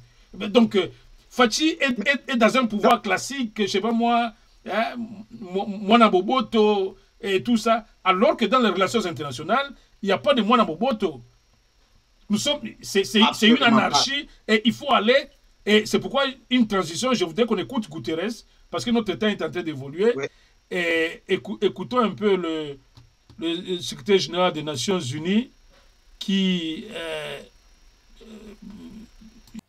Dans l'est du Congo-Kinshasa, les populations manifestent contre les casques bleus de la MONUSCO parce qu'elles accusent ces casques bleus de ne pas les protéger contre les rebelles. Il y a eu des manifestations meurtrières au mois de juillet. Est-ce que vous allez envisager un départ anticipé de ces casques bleus avant la date de 2024 et peut-être même avant la présidentielle de la fin 2023, comme vous le demandent plusieurs autorités? Il y a un programme de réduction progressive de la force qui est accordé avec le gouvernement, mais parlons franchement. Les populations ont le désir et la perspective que les forces onusiennes soient capables de battre les mouvements qui les attaquent et de leur garantir la protection. Mais on est dans une situation extrêmement difficile. Vous voyez, l'M23. L'M23 a été, comme vous savez, la raison de ces dernières manifestations. Le fait que les Nations Unies ne sont pas capables de battre l'M23. La vérité, c'est que l'M23 aujourd'hui est une armée moderne, avec des équipements lourds qui sont plus perfectionnés que les équipements de la MONUSCO. Et viennent-ils du Rwanda, ces équipements ? Ils viennent de quelque part. Bon, vous semblez dire oui. Ils viennent de quelque part. De quelque part d'à côté. Ils ne sont pas nés dans la forêt. Ils viennent de quelque part. Alors, ce qu'il faut, à mon avis, et c'est l'essentiel, c'est de trouver une discussion sérieuse entre le Congo, le Rwanda et l'Ouganda pour qu'on puisse avoir une perspective conjointe pour éviter cette permanente situation qui nous fait toujours, quand on a un progrès, venir en arrière. Il faut que ces pays se comprennent mutuellement et il faut que ces pays coopèrent effectivement pour la sécurité de l'Est du Congo et aussi pour les garanties de sécurité, il ne faut pas l'oublier, du Rwanda et de l'Ouganda. Écoutez, là, Guterres est en train de raconter sa vie avec tout ce qu'il dit là-bas, que non, il faut un dialogue dans le cadre pour garantir la sécurité et du Congo et du Rwanda. Pour eux aussi le Rwanda, mais il ne constate pas encore que le Congo est en train de perdre des hommes et même des territoires qui sont occupés. C'est là où moi je crois que ce que nous disons ici, que qui peut encore continuer à croire à l'option de dialogue? Parce que c'est que, je crois qu'il faut faire un peu le distinguo entre diplomatie et dialogue. Je crois que ce que Fachi fait, c'est l'éternel dialogue. Vous dialoguez avec quelqu'un qui a une arme à main. Vous venez sans arme et quelqu'un bien armé, prêt à te tuer, et toi tu vas aller dialoguer avec un militaire qu'on lui a dit qu'il faut qu'il t'abatte, et toi tu viens main vide, il va t'abattre. Et donc c'est un peu ça l'image que je veux trouver ici, que on va dialoguer avec un pays comme ça, comment? Et c'est ce que Fachi croit. Il continue à évoquer les accords de Nairobi, il continue à évoquer le processus de Luanda, dans le Conseil de sécurité. Moi, je crois que le Congo est en train de perdre son temps. Guterres l'a dit, il faudrait qu'on puisse, et même Kagame l'a dit, non, il faut trouver les causes profondes. Quelles causes profondes? Kagame a son pays, nous avons notre pays. Quelle cause profonde? Et puis jamais les Interamwe sont entrés au Rwanda depuis qu'ils ont quitté le Rwanda. Le Rwanda n'a jamais été attaqué par les Interamwe. Quelle crainte il a de ces Interamwe soi-disant? Donc vous savez que même si on veut chercher dans une analyse personnelle, quelle serait cette raison alors profonde? Là, j'aimerais bien vous poser la question. Quelle serait cette raison profonde là, de conflit qu'on puisse enfin cibler pour que cette affaire... Selon vous, quelle serait cette raison profonde là? Il faut observer tout d'abord qu'ici, c'est le secrétaire général des Nations Unies qui se passe à un avocat. Voilà, il défend une cause. Et Kagame Museveni. Il défend une cause.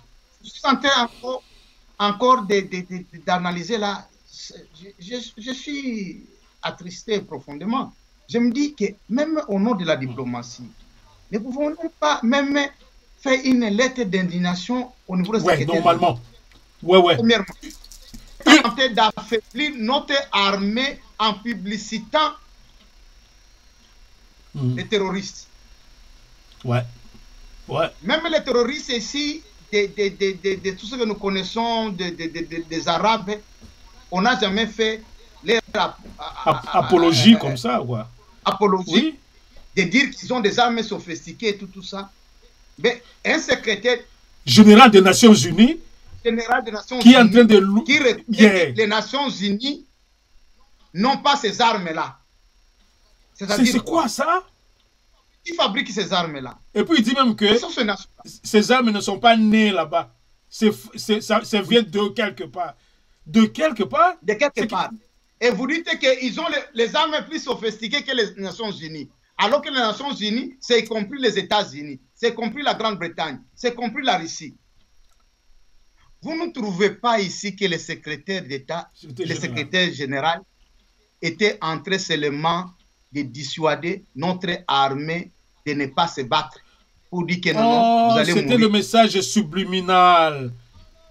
C'était le message subliminal que non, M23, c'est une force de feu. Ah, c'est le message qu'il a fait passer. Ne vous attardez pas, restez chez vous. N'osez pas. Oh, c'est ça le message subliminal. Mais c'est ça. Oh, merci beaucoup.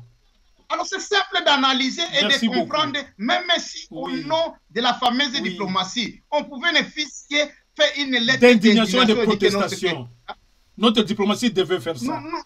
Nous ne comprenons pas comment on pouvait faire la publicité d'un groupe, si on peut l'appeler même d'un groupe rebelle.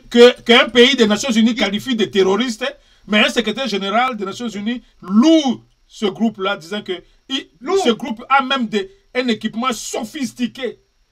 C'était pour faire passer ce message dont vous avez parlé. Un message subliminal. Je crois même si le président Fathi avait une équipe qui était en train d'analyser, et puis il introduit des lettres de protestation, même au niveau de l'Union européenne et tout ça. Analysez tout d'abord ce langage du secrétaire général. Comment on peut encore faire confiance à cette institution quand le secrétaire général des Nations Unies lui-même est tenté de louer un groupe terroriste?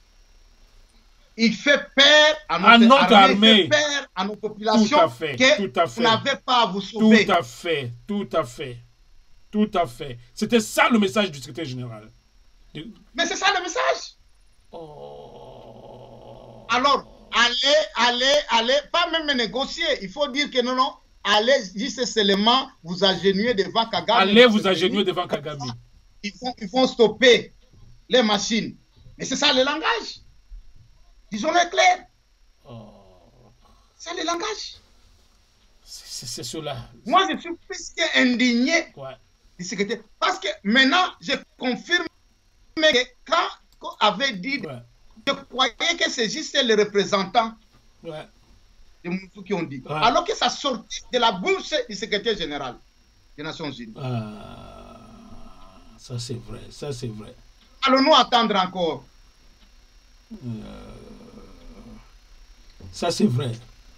C'est que effectivement la fameuse diplomatie, donc on voit que Fathi devra réfléchir 10 fois maintenant.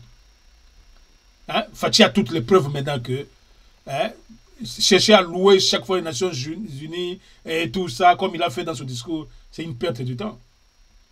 Une perte de temps. Moi, je crois, nous sommes ici en Grande-Bretagne. Ouais. Nous savons très bien, quand vous savez, il y a un cas de discrimination et que vous êtes devant un officiel britannique et vous dites que ça c'est du racisme, tout le monde recule. Ouais. Et cherche qu'on vous donne une solution à ce problème-là. Ça, ce n'est pas insulté, parce que vous dites que non, ça c'est un cas de discrimination. Il va voir tout le monde, nous ne voulons pas que ça escale. Mais je crois que si le Congo adoptait cette politique quand même de dire que, même en coulisses, il dit que non, mais ça c'est scandaleux. Ouais. Alors nous n'avons plus rien à respirer. Si notre organisation peut nous montrer que nous sommes incapables de faire face à un groupe, même si on doit l'appeler rebelle, alors c'est plus grave. Ouais, ouais, ouais. Moi je crois que le tout est entre les mains du président Tshisekedi. Le voici en train de solliciter un nouveau mandat. S'il continue comme ça au prochain mandat, c'est que c'est le président Tshisekedi qui aura sacrifié alors le peuple congolais, parce que il ne trouvera jamais la solution dans la logique qu'on vient de découvrir dans le propos du secrétaire général. Kagame ne va jamais lâcher tous ces dialogues qu'il fait, et même l'embargo qu'on lui a fait. C'est encore ça continue encore à susciter la colère de Kagame, parce que effectivement Kagame en souffre. Kagame, le Rwanda vit de la RDC, et les décisions que notre gouvernement a prises, c'est là où ça fait dire à Kagame que non, il faudrait que j'ai le contrôle du pouvoir en RDC. Ouais. Donc ça dit que le problème de Kagame, c'est que il va avoir le contrôle, le véritable, le full contrôle, comme disons en anglais. Et comme il sent maintenant que non, il n'a pas le full contrôle, pour preuve que le président Fachi vient de lui faire embargo sur beaucoup de choses, il a cassé tous les accords bilatéraux que nous avons. Il sent que non, il y a une grande partie du pouvoir au Congo qui m'échappe. Alors que sous Kabila n'avait jamais pris ce genre de décisions que le gouvernement Fachi venait de prendre. Donc Kagame de plus en plus se rend compte que non, moi je ne peux pas vivre ici au Rwanda sans avoir le Congo à main. Et c'est en fait ça le problème. Alors même quand on dit négocier là, pour aller alors dans la profondeur des choses, c'est un jour, tête à tête comme ça, que Kagame dise au président Tshisekedi que non, écoutez, faisons 50-50, toi tu es au pouvoir, mais en réalité c'est moi, comme je faisais avec Kabila. Et pour que Fachi accepte alors. Non, premièrement, c'est lui dire que tous les accords, vous les retournez. Ouais. C'est vous cela. Les gens qui l'ont placé là-bas, les secrétaires généraux et tout le monde là, sont en train de plaider. Même le secrétaire d'État américain. Ils sont en train de venir, non. C'est-à-dire, ils ont dit que non. C'est une erreur. Il faut garder les accords. Vous savez, il faut garder les accords et tout ça. Parce qu'ils cherchent que le président laisse Kagame faire tout ce qu'il est en train de faire. Mais quand il y a la guerre, comme ça, vous le laissez, il entre. C'est celui qui est expert militaire qui va vous amener l'ordre chez vous. L'ordre chez vous. Nous sommes devenus qui nous sommes. Au besoin, le chef d'état-major du Congo, que ce soit le Kabarebe, qu'il envoie son Kabarebe pour gérer l'armée congolaise, et c'est n'y a que lui qui peut trouver la solution dans ces choses-là. Imaginez-vous. Voilà. Donc, nous sommes dans une situation où le président, moi je crois qu'à un moment, il va se retrouver et dire que non, je crois que cette stratégie que moi j'ai prise, voyant que ça peut être bénéfique, mais je risque de quitter, de sortir du pouvoir, et je n'ai rien fait pour mon pays. Voilà. Et pour moi, ils ne le laisseront jamais libre. Et maintenant, dans la perspective des élections, alors, comment vous voyez la chose? Vous trouvez que, parce que nous sommes en train de constater que c'est comme si le président Tshisekedi n'a pas cette solution magique pour sortir notre pays de cette crise. Parce que le Congo doit sortir de cette crise. Alors, vous trouvez que, parce que de plus en plus, nous sommes en train de partir vers la réélection, certainement. Dans la dernière émission, vous avez dit que les chefs d'État africains n'organisent pas des élections pour les perdre. Donc, ça signifie que le président Fachi est parti pour être réélu. Mais est-ce que vous trouvez vraiment que... Est-ce que vous avez un message particulier à envoyer au chef de l'État congolais, soit dans l'hypothèse où peut-être vous avez un message de lui demander de changer le fusil d'épaule, c'est-à-dire de quitter cette diplomatie simpliste pour aller à l'autre étape, ou alors carrément de lui lancer un message clair pour dire, écoutez, si vous ne pouvez pas résoudre ce problème, alors écoutez, laissez à quelqu'un d'autre qui peut le faire. Ça, c'est un message que je voudrais que vous puissiez lancer au chef de l'État. Non, mais je crois que vous avez quand même lu ce qui était à moi.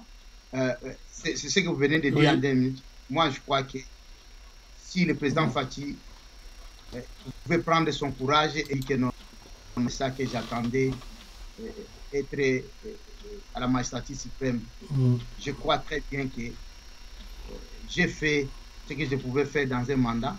Bon, peut-être je laisse à d'autres Congolais, qu'ils soient de l'UDPS, qu'ils soient d'ailleurs, qu'ils soient son poulain, peut-être de continuer. Parce que là, avec cette diplomatie, même si les élections sont truquées, même s'il est organisé pour qu'il soit réélu, pour nous donner quoi dans cette problématique avec le Rwanda?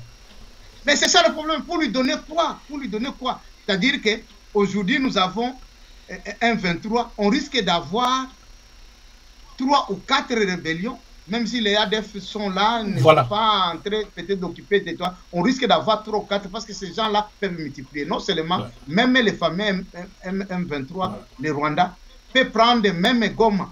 Voilà. Alors, nous allons retourner encore à la case de départ où tu es président, peut-être en train d'occuper la moitié de la République. Le reste, c'est entre les mains des rebelles. Je crois qu'il est temps où il change, il nous cherche. Si il tient réellement à faire quelque chose, ma proposition, ma suggestion, ma recommandation serait que le président nous cherche réellement les alliés aussi qui pèsent sur les Nations Unies et de dire que non, si vous touchez ça au Congo, je serai derrière le Congo. Et là, je défendais la cause de mon allié. Mais si il est lui-même seul comme nous le voyons, il nous met même dans un risque parce que même si nous nous défendons, nous serons étouffés des dessus et les bas.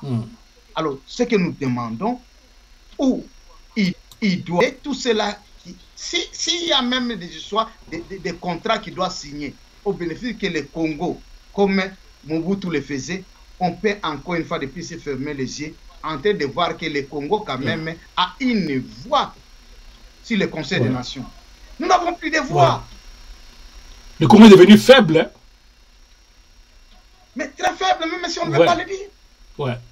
Parce qu'on ne pèse pas. Le petit Rwanda monte sur notre dos et on ne sait même pas le faire descendre parce qu'on ne pèse pas dans le Conseil des Nations.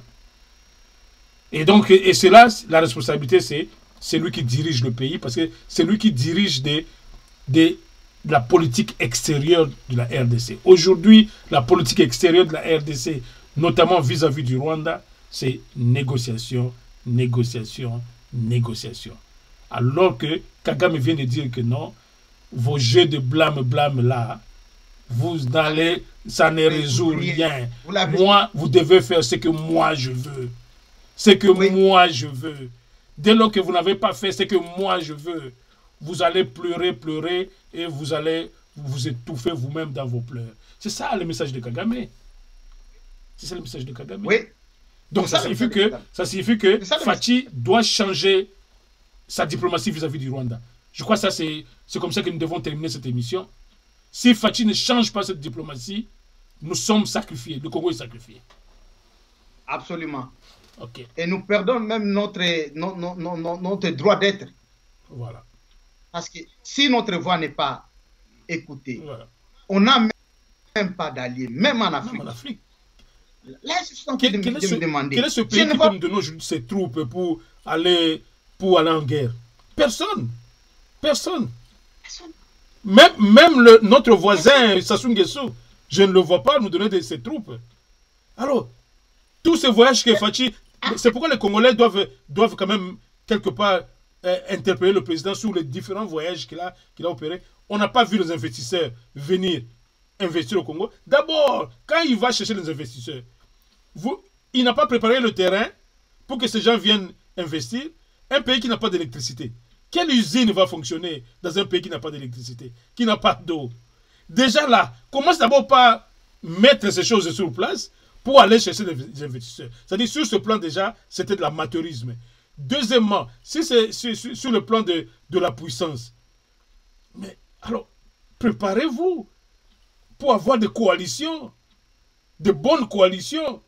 Un pays, surtout un pays comme le Congo, très convoité, on ne peut pas vivre sans coalition de pays autour de nous. En tout cas, c'est comme ça que moi, je voudrais conclure cette émission. Absolument.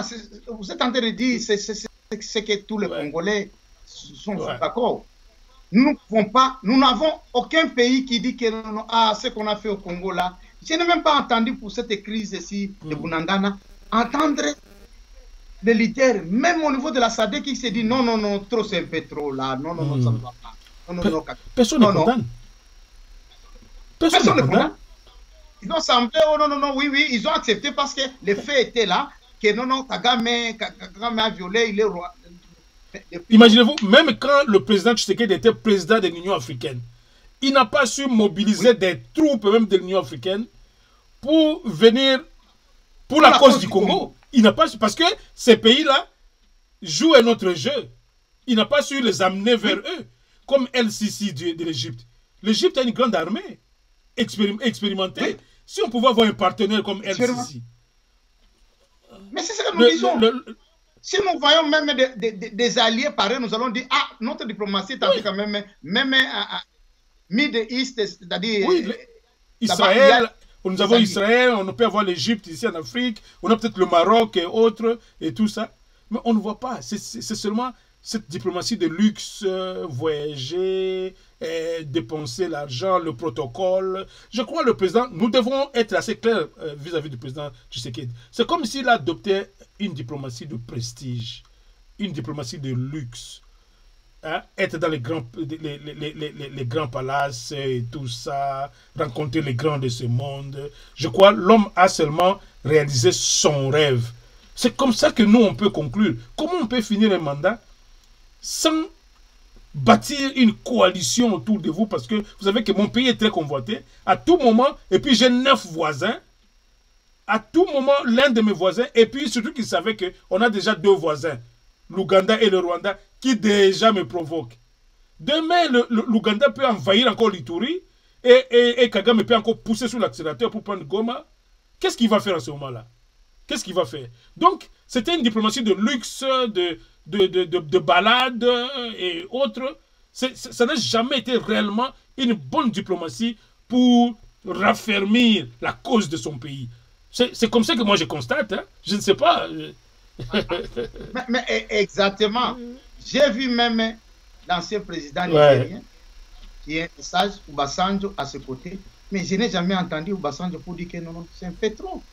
Par exemple, même des chefs d'État africains condamnaient Kagame, même Uhuru qui vient de partir, il n'a jamais condamné Kagame, alors qu'il y a eu flagrance.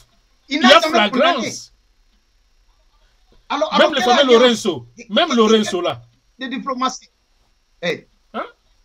Personne, c'est ce que je dis, que nous sommes seuls. C'est quelle diplomatie? Perte du temps, perte de moyens financiers du Congo, qui, soi-disant, non, le président est en train de voyager pour faire aucune coalition autour du Congo, dans un pays aussi fragile comme le Congo, avec 9 voisins. Vous vous êtes promené à travers le monde, vous étiez en Israël. Ce serait un bon partenaire militaire. Mais aujourd'hui, je ne vois pas Israël nous envoyer même ses commandos. On aurait des commandos israéliens ici dans le cadre de la coopération. Mais il n'a pas arraché tout ça. Parce que pour obtenir cela, vous casquez. Nous avons tout. Il dit, bon, on vous donne notre diamant, on vous donne ceci, mais nous, on veut une coopération militaire à haute échelle. Le président Fathi n'a pas bâti ce genre de coopération militaire avec des grands pays. Non. Mais, et avec ça, qui va te craindre? Et Poutine n'attend que le jeu doux de Fathi, par exemple. Mais comme il est devenu, il est esclave des Occidentaux, quand il a pris le pouvoir, c'est là où il est allé se faire accréditer pour qu'on l'accepte. Il ne se tournera jamais autour de Poutine, parce que Poutine peut nous fournir tout ce qu'il veut aujourd'hui, dans le contexte d'aujourd'hui. Nous sommes comme dans la guerre froide maintenant. Mais faire ça, c'est signer son certificat de mort. C'est signer son certificat de mort. Je ne le vois pas risquer de cette voilà. Oui. Voilà. Mais nous ne demandons même pas qu'il soit là, mais ne fût-ce parmi aussi ces puissances occidentales, cherchez ne fût-ce que 2 ou 3 soient derrière vous. Et là, ça va ne fût-ce balancer. Voilà. Si c'est la France qui soutient Kagame, parle, mais il attend ne fût-ce que c'est peut-être Hollande ou quel pays là, il s'est dit oh non, là, nous ne sommes pas d'accord. Moi, je trouve qu'il faudrait mais encore que notre pays, il y a des richesses de notre pays qui échappent au trésor public, comme notre uranium. Est-ce que nous avons le record de la vente d'uranium? C'est des puissances comme les États-Unis qui se sont accaparées de notre richesse, mais ne serait-ce à contrepartie, donnez-nous la sécurité. Donnez-nous la sécurité, prenez l'uranium. Par exemple, mais c'est ce que nous disons. Une grande richesse comme l'uranium qui échappe au trésor public parce que des pays puissants comme celui où on est ici et les États-Unis qui se sont accaparés de cette richesse. Nous, en tant que fils du Congo, nous réclamons cette richesse nationale qui devrait profiter à nos populations, mais que des grands de ce monde s'en ont accaparé. Mais protégez-nous alors. On ne nous protège pas. C'est cela qui m'amène alors à vous demander de dire votre mot de la fin pour constater cette faiblesse du président Tshisekedi. Apparemment, une diplomatie qu'on avait vue quelque peu agissante avec ses déplacements et surtout avec sa présence au sein des institutions. L'homme a dirigé toutes ces institutions africaines. Toutes ces institutions-là. Il a été président, il est encore président, je crois, de la SADC ou maintenant et tout ça. Mais toujours, l'homme n'a pas su faire l'essentiel. Quand tu trônes sur ces organisations, il faut laisser ton empreinte. C'est comme si Fathi n'a pas laissé son empreinte dans ces institutions qu'il a trôné. C'est là où je voudrais vous donner la parole de la fin pour que vous puissiez, en termes de conclusion, qu'est-ce que le Congo doit enfin, quelle est la stratégie que le Congo doit adopter vis-à-vis de Kagame? Faut-il que nous puissions faire ce que Guterres a dit? Aller négocier et quand il dit négocier, c'est faire la volonté de Kagame. Faire la volonté de Kagame. Ou alors aller dans l'option dure, même un jour, de faire partie Kagame du pouvoir. Ça serait votre mot de la fin. Merci beaucoup. Moi, je crois que ce que je peux dire comme mot de la fin, c'est... Je crois que nous interpellons le président de la République pour dire qu'il peut tirer les conclusions. Il a pris comme stratégie avec sa politique de diplomatie que ça ne l'a amené nulle part. Ce n'est pas bénéfique pour même son pouvoir. Alors, il est temps de ser autre. Avec Kagame, je crois très bien qu'il peut demander de négocier avec les commanditaires de Kagame. Pas de négocier avec Kagame et Museveni, parce qu'ils ne sont pas les vrais commanditaires.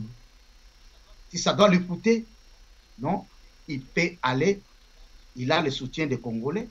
S'il faut qu'il aille et faire la coubette aux Américains ou aux Britanniques, il doit le faire, afin que ces gens-là aussi le soutiennent. Parce que quand ces gens-là vont changer leur ton, Kagame et Museveni vont se... Tout à fait. Donc, il ne faut pas passer le temps en train de chercher comment je vais faire. Bon, c'est un petit des négociations tournées dans l'histoire de l'Afrique. Et il doit faire attention parce que les renards sont partout. Que tu sois des corbeaux, les renards sont là. On peut t'élever pour que tu sois là-bas, afin que tu puisses faire tomber du pain. Donc, il est assis sur les minéraux. Alors, faisons-le monter sur un arbre. Comme ça, il va nous faire tomber les minéraux. Parce que tout ce qu'il a assumé comme fonction au niveau de l'Union africaine et tout ça, il n'y a rien qu'il a récolté derrière là. Ouais. Il a récolté. Au contraire, je crois qu'ils ont profité en lui donnant ce honneur-là, afin qu'ils deviennent des renards. Tout à fait. J'aime cette analyse. Alors, il est temps que le président comprenne qu'il doit changer sa politique. Ou dans le cas contraire, même si il s'imposait à rester là comme président de la République, je crois qu'il sortira ou il n'aura même pas le courage de regarder un seul Congolais en face à cause de ce qu'il a fait. Voilà. En tout cas, merci beaucoup de votre contribution et surtout des analyses aussi pointues que vous venez de faire remarquer ici, notamment la position de Guterres, ce message subliminal que le secrétaire général des Nations Unies a voulu faire passer aux Congolais et à notre armée, que n'essayez pas, M23 est super armé pour faire craindre, pour créer la peur et tout ça. Voilà la complicité, même un secrétaire général, le diplomate en chef de l'institution mondiale qui prend parti des terroristes. Donc c'est quand même malheureux et nous souhaitons que le président Tshisekedi pourra changer de fusil d'épaule pour que demain qu'on ait une véritable diplomatie. S'il faut qu'il y ait une diplomatie, mais nous pensons qu'il faut plutôt une autre stratégie pour faire face au Rwanda. Sinon, le pays est parti pour des souffrances encore pour des années à venir. En tout cas, nous avons fini pour ce soir. Nous allons vous retrouver encore très prochainement pour un autre plein feu. Nous avons peut-être été un peu long. Et le plein feu, habituez-vous, c'est des débats, c'est des discussions. Nous serons quelque peu toujours un peu longs dans le cadre de plein feu. Nous remercions notre consultant Gabi Kitoko pour avoir accepté de donner son temps ce soir pour être avec nous. En tout cas, merci beaucoup. Nous nous retrouvons. Merci beaucoup. On se retrouve à la prochaine. Merci.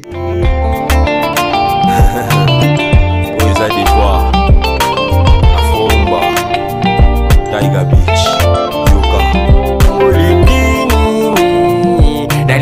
Canal télé. Natala